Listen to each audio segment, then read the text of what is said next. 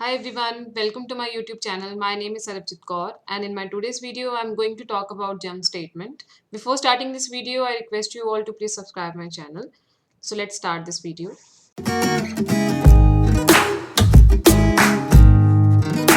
So what do you mean by jump statement? So jump statement are used to jump out the loop or jump inside the loop. In my previous video, I have already discussed about the loops. We have three types of loop and you can watch that videos. I will link that videos in the I button. So jump statement are of three types. First is break, second is continue, and third one is go to.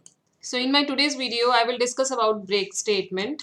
So what do you mean by break statement? This statement tells the compiler to jump out of the loop and it work with if statement. Okay ये एक ऐसी statement होती है जिसका काम है loop से बाहर आना और एक पर्टिकुलर कंडीशन पे बाहर आना और उस कंडीशन को हम स्पेसिफाई करते हैं with the help of if statement. This can be clear to you with the help of an example.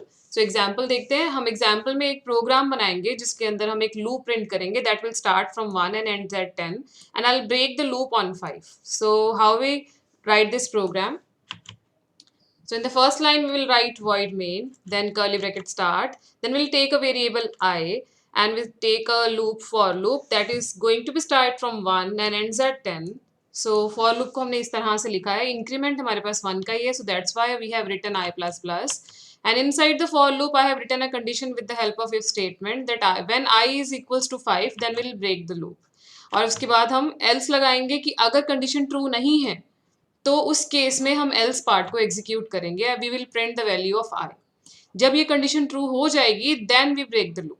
ठीक है. सो ये हमारी फॉर लूप कंप्लीट हो चुकी है. फॉर लूप कंप्लीट होने के बाद हम इस प्रोग्राम को खत्म करेंगे और ये प्रोग्राम किस तरह से वर्क करेगा. सबसे पहले आई की वैल्यू 1 से स्टार्ट होगी and we will check the value that I is less than equals to 10. So यहाँ पे कंडीशन हमारी ट्रू आएगी. जब ये कंडीशन ट्रू होगी तो नेक्स्ट कंडीशन पे हम मूव करेंगे और हम यहाँ पे कंडीशन चेक करेंगे 1 इज इक्वल्स टू 5. ये कंडीशन हमारी फॉल्स है. जब 1 इक्वल्स टू 5 नहीं है, कंडीशन हमारी फॉल्स है, तो उस केस में क्या एग्जीक्यूट होगा. तो हम सीधा एल्स पार्ट पे जंप करेंगे और आई की वैल्यू को 1 प्रिंट कर देंगे.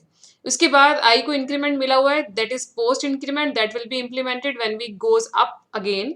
और यहाँ पे आई की वैल्यू इंक्रीमेंट हो जाएगी. अब आई की वैल्यू है 2, तो यहाँ कंडीशन चेक होगी 2 is less than equals to 10. Condition अभी भी ट्रू है. और फिर यहाँ पे कंडीशन दोबारा से चेक होगी 2 इज इक्वल्स टू 5. कंडीशन ये अभी भी फॉल्स है. इस केस में भी हम एल्स पार्ट को ही एग्जीक्यूट करेंगे और वैल्यू हमारी क्या आ जाएगी 2. स्लैश टी यूज किया हुआ है. स्लैश टी यूज होने की वजह से थोड़ा सा दूर आएगा, हॉरिजॉन्टल स्पेस हमें मिलेगी. इसके बाद we will check the condition again and in this time हमारे पास कंडीशन है 3 is less than equals to 10. Condition is still true, so that's why we will going to check if statement again and in the if condition we have written I is equals to 5. So यहाँ पे हम check करेंगे 3 is equals to 5. So condition हमारी यहाँ पे false है. Condition false होने की वजह से हम यहाँ पे 3 को फिर से प्रिंट कर देंगे. 3 प्रिंट करने के बाद हमारे पास फिर से कंडीशन चेक करने का टाइम आ चुका है और हम यहाँ चेक करेंगे 4 is less than equals to 10. So condition हमारी अभी भी ट्रू है. 4 जो है वो 10 से लेस देन है.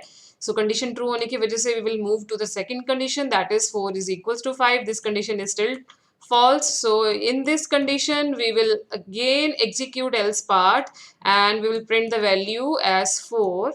और इसके बाद हम फिर से मूव करेंगे अपवर्ड और यहाँ कंडीशन चेक होगी 5 is less than equals to 10. Condition ये अभी भी ट्रू है. सो हम नेक्स्ट इफ कंडीशन को चेक करेंगे और यहाँ पे 5 इज इक्वल्स टू 5. कंडीशन हमारी यहाँ अब ट्रू हो चुकी है. जब कंडीशन ये ट्रू हो जाएगी तो हमें क्या करना था, लूप को ब्रेक करना है. तो लूप को ब्रेक करने की वजह से हम 10 तक वैल्यूज को प्रिंट ना करके लूप से बाहर आ जाएंगे. जब हम लूप से बाहर आएंगे तो लूप के बाहर हमारे पास और कोई भी कंडीशन नहीं है. So in this case this program will be terminated and our output will be 1 2 3 4. So this will be the output. Okay, so इस प्रोग्राम को हम एक बार एग्जीक्यूट करके भी देखते हैं और अपनी आउटपुट को चेक कर लेते हैं. So I will write the program here in the code block screen and I have written this program here and I'm going to give the proper indentation here. Now I will save this program and I'll execute this program. So see the output is 1 2 3 4.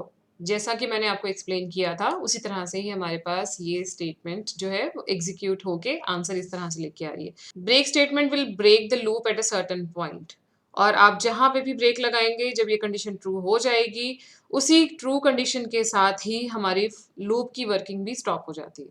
I think this program is clear to you. Now we will going to learn new jump statement in the next video. So see you in the next video. Bye bye.